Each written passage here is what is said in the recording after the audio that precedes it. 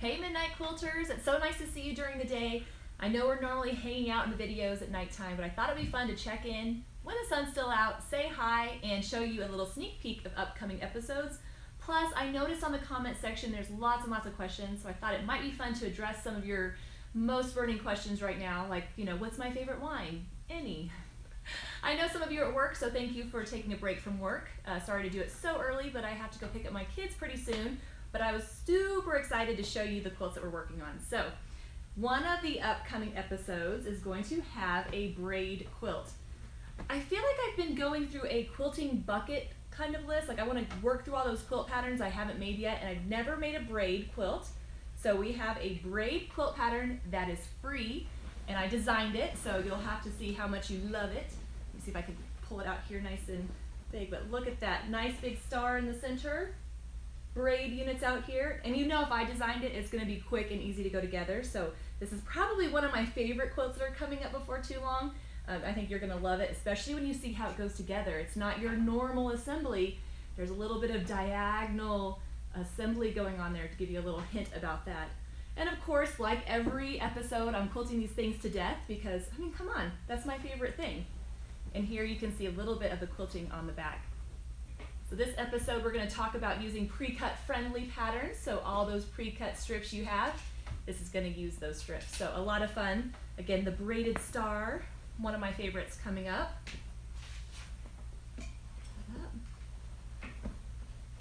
Set it over here. Another one I'm excited about is Pathfinder.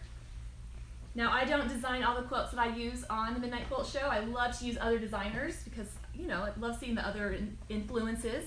And this one was really, really fun to make. I tell you what, I had so much fun quilting with the different colors of thread, going from gray to orange to the geometric. I think it'll probably come through when you watch the episode how much fun I had doing this. Plus, the gal that designed this, little tidbit, a NASA engineer, right? Genius, I know. I can't wait till you learn more about her and how this quilt comes together. And of course, we all like to see the back, right? So another back shot of the quilting. And here you can see all that glorious, fun quilting. Here's the thing about machine quilting, you just keep adding it until all your mistakes disappear. So that is one of the upcoming episodes. Now, some of you have been asking for more machine quilting. I love that. You keep doing that because that's what I love to do. Well, we have been listening, and I thought, wouldn't it be fun to have a breakout episode, a bonus video for you that is all about the machine quilting. So this one, Mod Triangles, you're going to see that. So here is the quilt that I made. Look at that. I am loving the color palette of this one. The orange and the blue, which are not normally my favorite colors, but those muted tones and those pops of the dark navy gray, gorgeous. Plus, I had a little fun talking about how to group certain blocks together. Sometimes you look at a quilt with tons of blocks and you're not sure what to quilt, so we talk about that just a little bit in the bonus episode. And then how to use a wavy design just to smash down the rest of the quilt to make those other areas pop up. So this one definitely has a focus on the quilting. I think those of you that have been asking for that will love this part. So that's the Mod Triangles. Oh, probably should show the back of that as well. Here you can see nice solid back, so you can see the quilting. So pretty. And one more sneak peek. This isn't all of them. We didn't want to show you all of them, just give you a little taster. Next one is Iridescence. And Iridescence is such a striking quilt pattern. And the color placement, here I'll just show you a little bit of that. Look at that. I love the different gradations of color. And can you believe this is all made with half square triangles? So easy to put together, but the color is so, so striking. And of course, the quilting, I talk about using continuous curve to quilt those 9 patches. I talk about using swirls and echoing, all the fun things. And here you can see a shot of the back with that solid backing. Very nice. So hopefully you're intrigued and excited to watch the newest set of episodes coming up because there's going to be some really fun stuff on it. Now, I've been busy. I just haven't been working on Midnight Quilt Show episodes for you. I've been working on more Craftsy classes. So I wanted to show you a quilt from my most recent class, Machine Quilting with Rulers. And this is the quilt I use to talk through the different designs and techniques that we use in that class.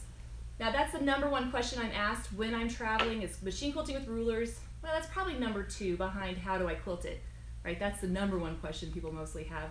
But if you're on Craftsy, go check that class out. It kind of talks about how to use different kinds of rulers, no matter what kind of rulers you have, how to use the ones that you've got. So a lot of fun stuff coming up, but I'm excited to hear what you're excited about or to see what questions you have. So let's answer some of your questions that you've been putting on there. A lot of people excited about your machine quilting for the next season. A lot of questions about that. So good. We're gonna get to all of that next season. Jennifer Clay wants to know, I was wondering if you could give tips on quilting 2 layers of batting without pins. Also, do you have any tips on organizing a web series or episodes like you do? Like, do you storyboard for the season? Let's go with the quilting 2 layers of batting without pins. Awesome. Let's answer the one I know. How about that? No, I'm just kidding. So Jennifer Clay, great question. She asked about the 2 layers of batting without pins. If I'm being honest, if you're going to try using 2 layers of batting, the result is amazing. You get such nice puff from the quilting. I know that's something that Tula Pink loves. I do it on all her quilts. It's great for art quilts. Not necessarily something I would do on a bed quilt because you'll need somebody to come rescue you from up underneath the quilt every morning, which is a problem there. I will say that if you're trying it on your home sewing machine for the first time, start with a smaller project. Really take your time. Make sure all those layers are laying nice and flat, and then just go for it. On a long arm, it's no difference for me. I load it just the same as I normally would, just being sure that those layers don't shift. But the great thing is, since you have those 2 layers together, even if there's a little bunch or not quite laying perfectly straight, it's gonna help hide it with that extra loft. So, short answer, start small, take your time. I think you'll love the result. And the second question was how do I pick out what it is that I'm showing? Honestly, when I'm picking out quilts and trying to decide what I'm gonna come up with, I think about the things that I wanna learn. I'm not telling you how to get good at quilting. Instead, I'm learning and inviting you along with the process. Just because I can machine quilt doesn't mean that I know all the piecing tips and tricks. Well, you've probably picked up on that as you've been watching the shows, right? So I just kind of think about what it is I want to learn, and as I'm quilting and think about, wow, this is a point where I'm obviously stumbling with, how can I help you with that? So not so much storyboarding, although that sounds like very professional. I probably should look into that. Susanna wants to say that, I want to say how much encouragement I get from seeing your videos. Oh, Susanna, I love you. Yeah. So nice. Yeah. And Stephanie Hauer is asking, I would love tips on choosing fabrics, colors, prints. I do a shortcut by buying some sort of pre-cut bundle, but I would love advice on how to coordinate fabrics that aren't all from the same line. Oh, geez. Okay, so here's where you get to know the truth about me. I'm not great with color, honestly. The thing is, when I'm quilting, I've come from quilting machine quilting quilt tops, and so most of the time I am matching thread colors to the quilt top. And so it's only been within the last few years that when I started designing fabric or doing these other things that I had to think about colors. Most of the things that I piece and design are 3-color quilts. Have you noticed? Usually gray and a light blue or a light green and a darker color. So I'm not the most adventurous, but I will tell you a tip that Tula Pink gave me. She came over to my house one day to drop off a quilt, and I told her, she's such a genius with color. The way she pulls stuff together is amazing. And she said, you're already doing that. Just get your spools of thread and pull your thread out and put them together in collections. So pull together those, you already do it the right way, pull together that fat quarter bundle, but kind of supplement it and build off of that. So I think you're on the right track. Anything I said beyond that would be just me making stuff up because I don't know a lot about color when it comes to that. But start with your bundle, add some fillers. I think you're gonna be fine. Awesome. All right, Judy Carlson Layton wants to know, how do you know what is the right batting to use? Oh, okay, good. Finally, one I do know about. So how do you pick batting? Well, I'll preface this by saying the most important thing is that you want to get a quality batting. Some of my first quilts were not the most quality batting, and so I had a lot of bearding issues where the batting pulls up through the quilt, which actually is kind of fun because I pick at it when I'm watching TV. So the type of batting you should use, though, depends on what you're going to do with the quilt.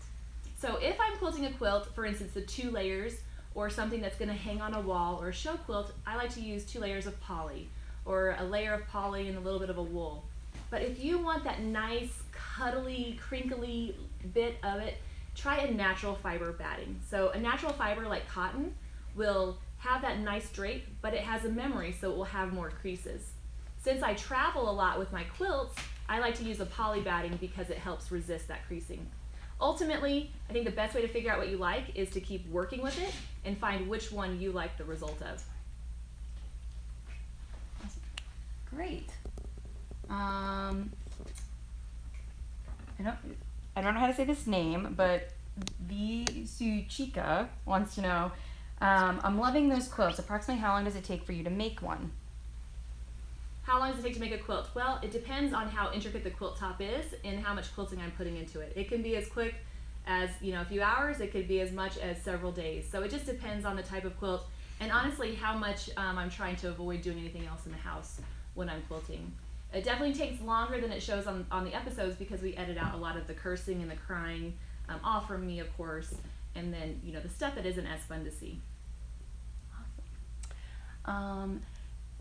Joy Lumbering says, hi Angela, I would love to see some more videos regarding long arming. I have a long arm machine and look to others for inspiration. So maybe can you provide some tips on how to get started long arming? Of course. So any of you that know me outside the Midnight Quilt Show, you know that I came into machine quilting through long arming. So I learned how to hand quilt from my husband's grandpa. He taught me how to hand quilt, and we would hand quilt quilts together, my husband, grandpa, and I. And then I went right from hand quilting to long arming. Grandpa Ford pretty much kind of coerced my husband into buying me a used long arm. So I went from hand quilting to long arming and then went back and taught myself how to quilt on a sewing machine once I started teaching. I thought it was vital to know how to teach it if I'm going to know how to do it if I'm going to teach it. So the reason that we don't show the long arm in the episodes is it's just such a big thing, and it's opens up more questions, I think, than it would help with. So we show the sewing machine. It's a little bit easier. I'm here, able to do everything right here on this table. It's very nice. I do look forward to sharing more long arming stuff, and there might be some things coming up in the future where you see things like that. But ultimately, the one thing I want you to remember is all the designs, all the techniques that we show machine quilting wise can be done no matter what kind of machine you have. And the best way to get more comfortable with your long arm is just to use it, just to work with it, and it gets easier. Great. Awesome. Catherine Silliman wants to know, I've asked this a few times on all of your social media accounts, so I'm busted. She's very curious about this. I'm hoping to purchase one of your books. Which book do you recommend for a confident FMQer who just wants to learn new designs, and how? And what was her name again? Joy? Catherine. Catherine. Well, I'm sorry I missed those. I will say I do handle my own social media, and so I don't get to all the questions and answers and well-meaning wishes. I mean, you guys are amazing, and I appreciate the support. As far as my books, it's like children, right? How do I pick one of my favorite children? I've actually authored or co-authored 10 books, so I have a lot to choose from. For somebody that's a confident machine quilter but wants new designs, I would say one of my shape by shape books would be the best way to go. So it's not only knowing how to quilt it, it's knowing what to quilt where, right? I mean, we all finish that quilt top and we get quilter's amnesia, where you forget every quilting design you've ever learned. Maybe that's just me. Now it's different from quilter's amnesia that happens when you go into the quilt shop and you forget all the fabric you already own at home. That's a totally different amnesia. But the shape by shape books were put together so that you could flip through, learn some designs for different types of blocks, learn designs for borders and backgrounds.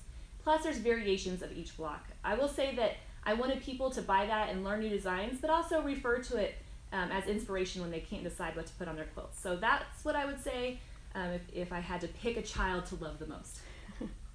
Awesome.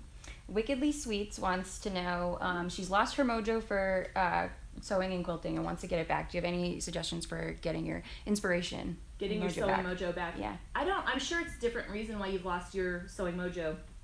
I do this professionally, and there's times that I get kind of burnt out, right? It's a busy season, I'm doing a lot of stuff, and so I find that what really helps me get that mojo back is a couple of things. Sometimes I'll clean my quilting room. Sometimes I know that it's just walking into that room that's not clean. Sometimes taking a day to take my time and straighten it up, let me see all the things that I've bought over the last years and kind of like, ooh, I want to make that. If that doesn't work, then I will make something for myself, which hopefully you're already doing that. But for me, I'm normally making stuff for books or work stuff.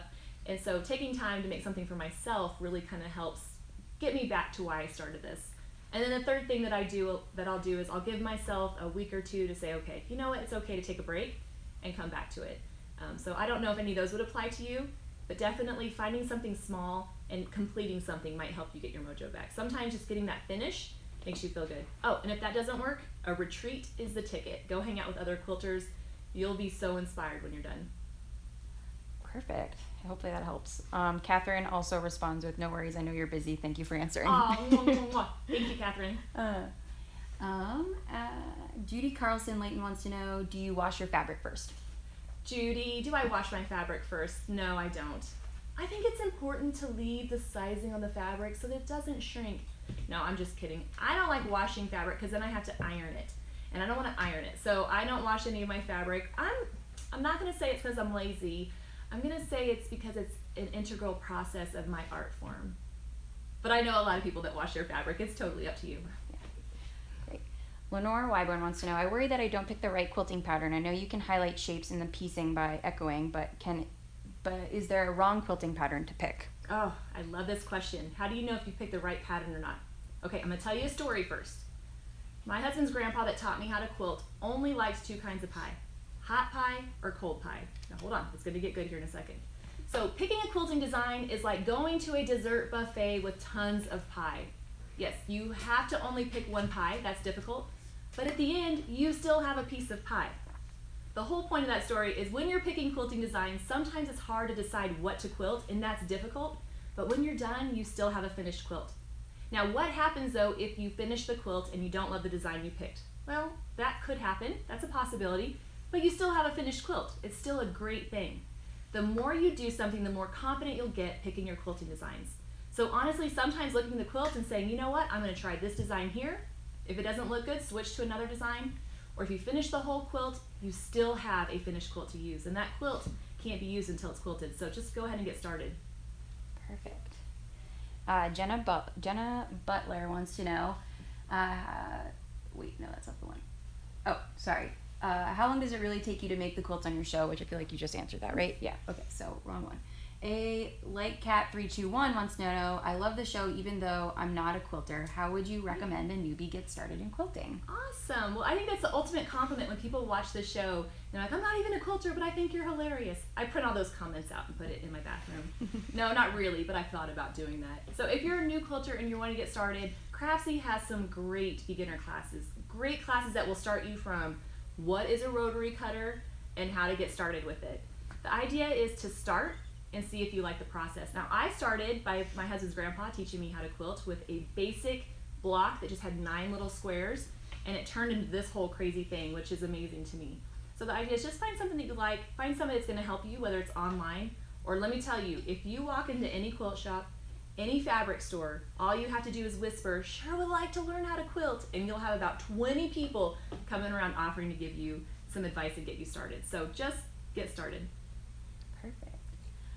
Laura Miller wants to know, do you do any exercises to help you relax your shoulders, neck, or back while standing and quilting? Great question. Do I do any exercises? I find that a nice arm curl works really well to strengthen both arms. So I make sure to change up the arm that I use.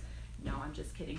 When I'm long arming, the most important thing is making sure that your machine is the right height. You don't want to be bending over your machine. You want to be able to stand with a good posture with your arms either flush with the floor or a little bit up so that you don't have to bend over.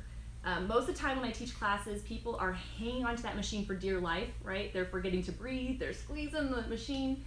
If you keep a nice, even, light posture and your machine is the right height, you will be able to quilt for hours on end. In fact, I tell people when I set up their machines, the first thing that should hurt should be your feet from standing too long. Perfect. Julie Draper is asking, I'm having problems with my thread. Not sure what I am doing, but it breaks frequently. Help. Oh my goodness, tension problems. I remember when I started machine quilting, even though it wasn't a long arm, there was some tension problems, and I would come up crying to Jeremy, my husband, at least once a month saying, I can't do it, it's so. The thing is, when it comes to tension and thread breakage, it could be a number of different things. It really could, but it's something small. We just have to figure out what it is. If your thread is snapping or it's breaking off really cleanly, it could be that the tension is too tight on your top thread, and so it's pulling it through that needle. It could be that the needle is not the correct size for the thread that you're using. If you think about that thread running through the whole of your needle, if it's going really fast and it's shredding, then that could be more of a problem. If it's breaking, it could also be that it's getting caught up on the spool somehow. So the trick is to get a sample little quilt sandwich, try changing one thing at a time, seeing if it helps. One thing, see if it helps. Sometimes it just takes walking away and coming back to it. One last thing I would suggest, try a different thread and see if it's not the thread itself. Awesome. A lot of people are asking for suggestions on sewing machines, like beginner sewing machines, mostly. So when I learned how to sew, so suggestions on sewing machines. This is my kind of preface to this question. Sewing machines are like motor vehicles, like cars, right? Whatever it is, there's so many great reputable brands out there. You have to find the one that has the features that work for you. And so how do you find that out? You ask around, you look, you test drive them, much like you would a car. So I will say I started quilting on my grandpa's old Bernina sewing machine. It was like from the 70s. Used that for quite a while. Now I work with the handy quilter stitch. So it's the HQ Stitch 710, and it has, the nice wide throat for the machine quilting and all of that. But it depends on what else you want to do with the machine as well. Do you want to do piecing? Do you need decorative stitches? So kind of asking yourself what you really want out of a machine, and then starting from there. And knowing your budget is very important as well. That way you don't get swayed when you walk into it. So that's a quick answer. Again, I use the HQ Stitch 710 and I love it, but it's completely your own personal preference. A couple awesome comments here. Julie Draper wants to say, love your show. You're my reason for starting quilting. Thanks. Oh, that's the best compliment ever, because how is this quilting thing going to keep going if we don't tell other people? So I'm glad you found it inspiring. It really is fun, isn't it? And Auntie Buki says, after 20 years of putting it off, I finally decided to start quilting after watching your videos. Yay! Yay! You try to resist, and then finally the quilting allure just drew you in, right? It's all right. It happens to the best of us. And Teresa Stamp has some questions about basting. Do you use fusible batting, pin, or spray to baste? Perfect. So how do I baste? So you can do anything that works for you. Do you like my politician answers, by the way? I'm going to say whatever. But I like to use fusible batting. I don't prefer pins because they take too long. Could you tell sometimes I like to get into a little rush? I like the idea of fusible spray, but I really just don't have a great place to spray that in my house or at my quilt shop. So I use the fusible batting, and I like Quilter's Dream Fusion. That's what I use and sell. But any kind of fusible is nice because it kind of helps hold those layers together. Great. And then I lost the comment here, but someone was asking about, do your kids quilt as well? And if so, how do you get them to start? Got it. So do my kids quilt? And if so, how do I get them to start? Well, my kids have grown up with the quilting. I got my first quilting machine when my oldest son was 6 months old. So he's over 15 now. I mean, they've just always been around it. They have sewn in the past. In fact, my middle daughter, Chloe, and I wrote a kids book together called Get Quilting with Chloe and Angela. Really cute. They still like the idea that I think they're more geared towards the machine quilting, but I think what they love the most is the business side of it. They all want to run the register at the quilt shop. They all want to travel with me and help me sell books. Chloe, my 12-year-old, is determined to handle social media for me. I'll probably put her off for a few more years and then let her do that. So they're definitely interested in the business. Not so much the sewing right now, but I think they'll come around it. How to get kids into sewing, I think the important thing is to remember when a child is sewing, they have a limited attention span. And so really making a quilt isn't really conducive to most children's personality, definitely not any child of mine, right? I get bored easily, so do they. So think small projects that can be done when they say they're done. And I think it's very important to foster that creativity and not harp so much on perfection. I think the whole idea is to get them interested in it so that when they get older, they come back to it. Good question. I like that one. Great. Petra Grit wants to know, I really want to know, how do you organize your scraps and what do you make of them? Ooh, so how do I organize my scraps? I am the worst scrap organizer in the world. I literally have like tubs of just scraps put in there. And I know some people, are really good about sorting them, and I make quilts out of them. I pull out, like if I need a particular color, I'll tend to dig through them, but I'm just not a great stash buster kind of person. And I don't think it's from any emotional attachment to the scraps. It's just kind of, I don't know what to do with them, so I'm going to kind of tuck them under here so I don't have to think about them. Great. How do you handle corners on the border? Mine look pretty sad. Ooh, good question. How do you handle when quilting corners on the border? Well, there's a whole thing you can go into it. A lot of different ways you can go about it. So see if this will make sense with my hand motions, right? So you have to use your imagination. So when I'm quilting my border corner, I like to treat that inner corner right here as my pivot point. So as I'm quilting around, when I hit that pivot point, I'm going to kind of use that to kind of turn the corner. So that's one way I go about it. Another way I go about it is just when I get to that border corner, just quilting a square right there and quilting a completely different design. It's just quicker and easier than trying to think about how to turn that corner. And if you're worried about how it will look, just give it an artistic reason. Just say you love the juxtaposition of the square next to the curve. It just speaks to you on a cellular level. I mean, just say it with an artistic voice and people will believe you. But ultimately, that's the way I turn most of my corners. And if you ever get a peek at my quilts, that's usually what I'm doing. Great. Cheryl G wants to know, love your show. What was the first FMQ pattern did you start with?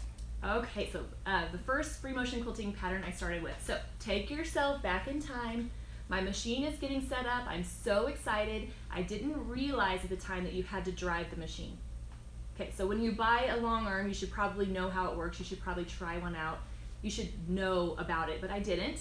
So it got delivered, and the gentleman setting it up asked me what side of the machine I wanted to work from, and I was like, oh, this side, that looks great. So he showed me he showed me 3 patterns, a loopy, a meander, and like this leafy thing, and then he left, you know, like a newborn baby delivery doctor giving you your baby and then just leaving. So those were the 3 that I worked with at first. So meander, a loopy meander, and a leaf. And I didn't know anything about quilting beyond what Grandpa had showed me. So at that time, I had figured I'd mastered every machine quilting design out there. Well, I quickly found out that wasn't the case. But that's the ones I started with. Great. Angelina Carmen wants to know, how do you bind your quilts, hand sewn or machine stitched? And do you ever use your decorative stitches on your borders? First of all, Angelina, love your name. Gorgeous. So there's something you should know. When I bind my quilts, I prefer to do it by machine first of all. I like to be done with the binding process as quick as I can. It's my least favorite part. In fact, the whole time I'm binding, I'm thinking, I hate this, I hate this. I know there's people out there that love it, but to me it's just sad because that means the machine quilting is over. For the most part, I have other people do my binding. I'm kind of the opposite of a normal quilter. Instead of paying somebody to machine quilt my quilts, normally for the shop, I'll pay somebody to piece the quilts and bind them so that I can quilt them. But I've never used a decorative stitch unless it's the kind of stitch that you're cussing while you're saying it. So there's that one. Great. Kathy wants to know, I just finished a quilt today due to you encouraging me on your videos, and it is for my daughter's B-Day. I will give it to her today. I'm so excited. Awesome. Well, tell her I said happy birthday. That's awesome. She must be quilt worthy if you're giving that to her. Congratulations. And I'm glad you kept through it, because now that quilt can go serve the purpose, the reason that you made it for, which is to make your daughter feel loved. Love that. And that leads into another question that a couple people have been asking about. What do you do with you make so many quilts. What do you do with them when you're I make so many quilts. I lay them all in a big pile and I roll in them rich with quilts. Oh, well, no. I do have a lot of quilts laying around. I give them to family members, give them to my kids who say, well, I don't really like that color. I'll take this quilt. But I was just saying, if there was a contest on who had the most quilts in their house, I probably would win that. But no, I need to be better about giving them away, I think. Teresa wants to know, is it possible to have a densely quilted quilt that is not really stiff? If so, how? Absolutely. Quilt it to death. Quilt it till there's too much and add more. That's what I always say. Would that fit on a shirt, I think? Anyway, yes, you can quilt it to death and still have a soft quilt. That comes back to the batting question that I was asked earlier. If you want that nice drape, use a natural fiber batting. Bamboo silk blend, so light and airy, perfect. You could use a cotton, which will give you that nice drape. And so you could still have it. And the quilt will soften up with washing as well. I remember I gave a quilt to my son and he was like, it's not as soft as yours. And the quilt, the very first quilt I ever made is still on our bed, mine and Jeremy's. And so I said, you have to use it. That's how it softens up. It will soften with age, except he went up to the washer and threw it in the washer with like a ton of downy. And so I was like, you can't shortchange the process. So just know that even if you quilt it a lot, it will still soften up. It'll still be cuddly. And I think it's important, especially for quilts that are made for kids that are going to love it and do a lot with it. I mean, put more quilting in it to make it sturdier. But that's just my opinion, and I'm only the expert of my opinion. So there's that. Alejandro wants to know, how do you decide the size of the projects you do and how much fabric do you need for them? So when I'm deciding what projects to use and how much fabric, that's where the pattern writer comes in handy. That pattern has everything that you need. By the time of night that I'm quilting, I don't want to have to think about anything. I just want to relax and use somebody else's instructions. So I gauge the amount, the size of the quilt based on how much I feel like making that quilt. If you're working with a very complex block, maybe you don't want to make it king size. If it's a nice, big, quick to piece quilt, or you need a quilt like tomorrow for a baby shower, then I might go with a bigger type, easier quilt. It just depends on the mood that you're in. It's like, why do you choose one food over the other? It just sounds good at the time. Great. Laura Miller wants to know, on a domestic machine using the walking foot, can you do much with that other than straight lines like stitch in the ditch? Oh yeah, so using the walking foot to do machine quilting, yes, you can. You can do so much amazing things. Jackie Gehring is a Craftsy instructor. Good friend of mine, lives in the Kansas City area. She does amazing stuff with her walking foot. It's amazing how much play you can have with that foot even when the feed dogs are pulling the quilt. Actually, you probably already realized that when you're piecing your quilt, right? So definitely check out those resources because there is a multitude of things that you can do.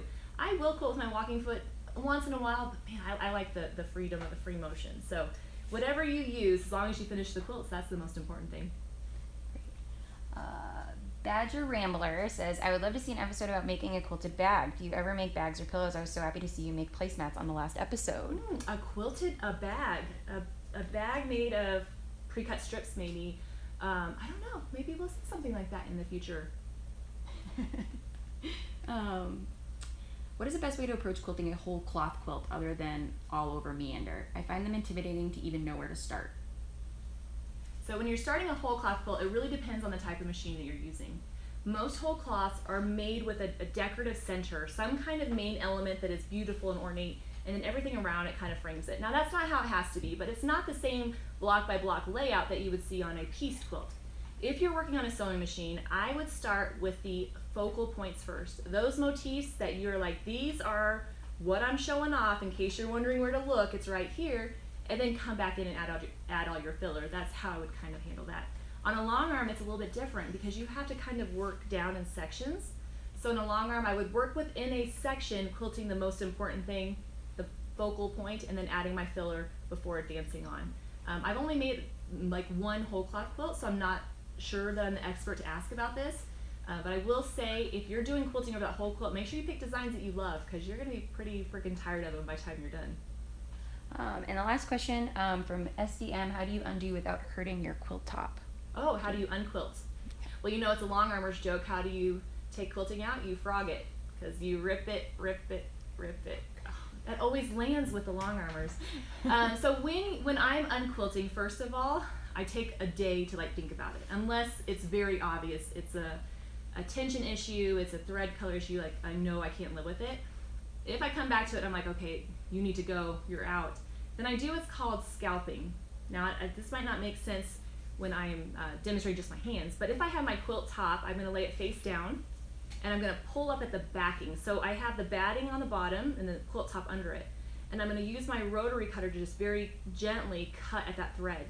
Now you have to be careful because you don't wanna cut into the backing or your hand, of course, or your quilt top.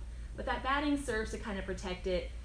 If you kind of just work it along those threads, usually you can preserve the top. And when you get done and you requilt it, which let's face it, it happens, we all have to do that sometimes. If you have holes in your top from where you quilted, you can take a toothbrush, like probably a clean one, but you know, if your kids have one laying around, whatever, and put it in some warm water and just brush it away and those holes will disappear. So you can definitely take it out without harming the integrity of the quilt, but it has to be a quality fabric that you're using. If it's a cheap cotton, you might have a little bit of trouble, and I wouldn't suggest ripping it out a second time because you're going to start seeing pretty quickly that those fibers are getting compromised. But remember, finish is better than perfect, right? Even if there's a mistake, you can't live with it. Nobody became a better quilter by ripping out quilting. You become better by continuing on. And the best way to handle a mistake, just throw more mistakes around it till you don't see it anymore. Perfect. And we'll leave on this comment by Chris Jenkins. Angela, when I first started watching you, I said, I will never do free motion quilting. LOL. I kept watching you. I am now in the middle of free motion quilting a king size quilt. Love you. Ooh, Chris. She said, I'll never do it. You know what happens when you say you'll never do something? That's when you find out you're doing. So even though you said you're never going to free motion quilt, now you're in the middle of a king size quilt. Way to go. Jumping right off the deep end. It's a lot of fun if you can get over the perfectionism of it. Well, thank you so much for stopping by on our YouTube Live. I've had so much fun answering your questions. Be sure to check out episodes. We have a new one coming out on Wednesday. And thank you so much for watching. Happy quilting!